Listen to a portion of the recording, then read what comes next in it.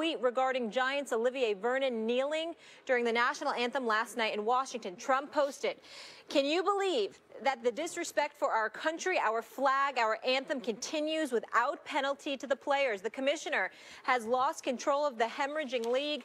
Players are the boss." Will Cain still here with us, but Max, I want to start with you. What should the NFL owners do about our president? They should ignore him. We don't ignore him because he's the president and he's tweeting about sports, and our job is to cover it. And so the question does become, at a certain point, when does the press use editorial discretion in terms of not allowing ourselves to be manipulated? You know, like, what has happened new really in these protests, or so to speak, that the president is tweeting about it? Well, like, in the real world, looks like Flynn might flip, right? Well, that's actually something that seems like someone would want to distract from that. In the sports world, the only thing that really happened, I suppose, that would lead to this was Olivier Vernon kneeling. Vacchiano has this on SNY .tv, but Olivier Vernon kneels in silent protest during the Thanksgiving game because his father, his father's a retired police officer, by the way, but he said it's because Trump called the players SOBs and said anyone who does that should be fired. I mean, I can't even say what Trump said at the time. Called him, but like, I understand why a player would be offended by that and say, no, something's wrong here, and this is how I'm going to behave. Is that, with everything that's going on, that Olivier Vernon kneeling is what leads to the president of the United States tweeting about it again? Do people believe that that's really what's happening, that he wants to do, or maybe he has another agenda, wants to distract from other things, or whatever it is? So for the press, it's actually good for the sports media even to be talking about this, because it's content that he's giving us to talk about. But it's bad for the NFL owners' business for this to be going on, and they have the option of ignoring him, and the press has less of that option. So I would suggest the owners ignore him. Go ahead, Will.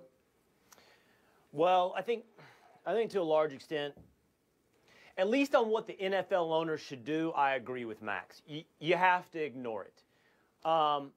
Look, we had a conversation, God, I believe it was like last week or the week before, the three of us, where we were talking about Jerry Jones and his fight with Roger Goodell. Max and I turned to you and I said, there's a difference between being right and doing right.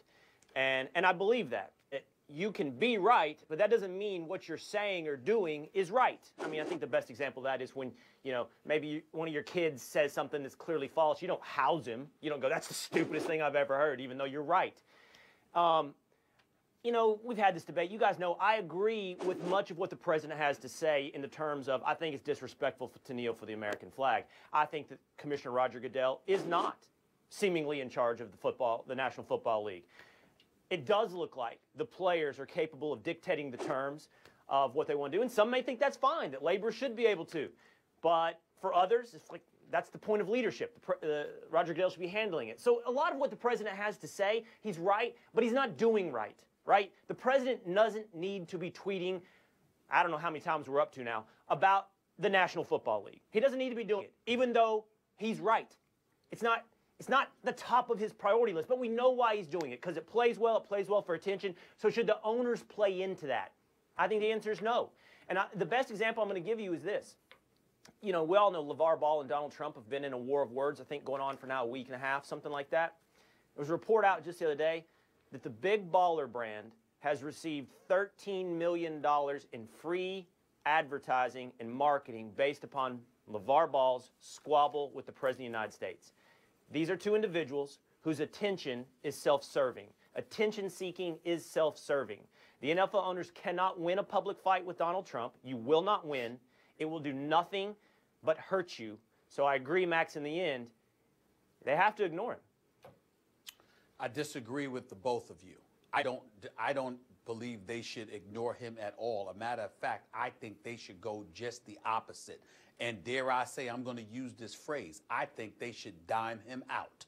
We all know that in American society, if not everywhere in the world, billionaires live in a different world. They live in a different bubble than the rest of us. They know things about one another that the rest of us may not know. They do business with one another in a fashion that we may not be privy to. If you're the National Football League, your bottom line is being affected by this whole protest with the national anthem. It was a civil rights protest. It is not a protest against the national anthem. Trump has made it into that. Shad Khan, the owner for the Jacksonville Jaguars, is on the record highlighting how he believes this is a personal vendetta that the president is exercising against the NFL, specifically various owners who were reluctant to let President Trump, at the time Donald Trump, into their personal little bubble in terms of owning an NFL team with the Buffalo Bills in 2014. We don't even have to go back to the 80s and when he owned a USFL team and sued the NFL hoping that he would gain a bunch of money or they would settle and let him be one of the owners in the league, where he ended up winning just $3. We don't have to go there. We can go right to 2014. And the fact that President Trump is known for exacting retribution when he feels he has been wronged. That is what this is about. I have spoken to numerous owners, executives, and others connected to these people who have all confirmed this. So when you take that into consideration, perhaps those billionaires who are on his level in terms of being a billionaire can stand front and center and be like, look, this is what happened. Here's how it went down. This is what his agenda is. No, it's not going to change things with his base. But his base isn't all that he'll need to be reelected. His base isn't all that he'll need to make sure the appropriate message is disseminated. If you're honest, well, yes. Well, that's what retribution is, or that's what retaliation is, rather. I'm saying it's necessary because unlike the rest of us, they have the ammunition with inside information that can be highlighted to show his pettiness and his willingness to personalize things and try to make it an American issue. But Stephen A., well, that won't work. It's a Trump issue. You're right, but that's not going to work with his base because they're divorced from. I didn't say it would. I said everyone else other than his base. I said other than his base. I get that, but understand when he sends this message, what he's saying, Will, when you say it plays well along racial lines. It's a racially divisive issue. And when he says, when you say it plays well, if you look at the numbers, the polling, we've done polling at ESPN, it plays well to white people, especially. But Max, hold on. Okay.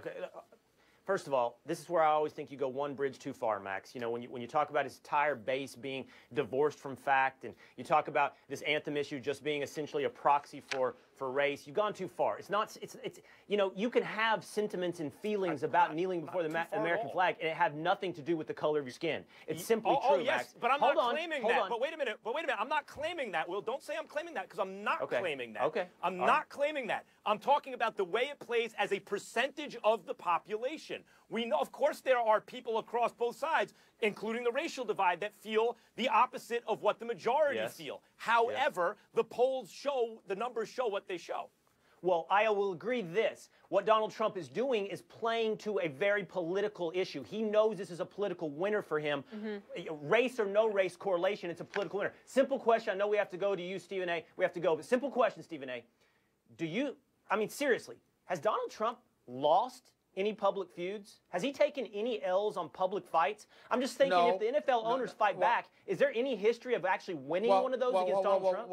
Well, wait a minute. There's plenty of people that win arguments all the time. That don't mean you concede defeat, ultimately thinking that they're going to win, and therefore you don't make an argument. These guys are empowered with information where they can come right back at him and influence a segment of the populace against him, just like he does against them. Perhaps they should try. Yeah, it also doesn't mean you garner respect. I don't know the example of that. Also, guys, in case you're wondering, when I say the base, I'm talking about when the favorability polls hit a certain level, when they get below 40%, 38% and such, there becomes a hardened base of people who don't care about evidence, who support their guy. That is true, by the way, of any politician, but particularly of this one.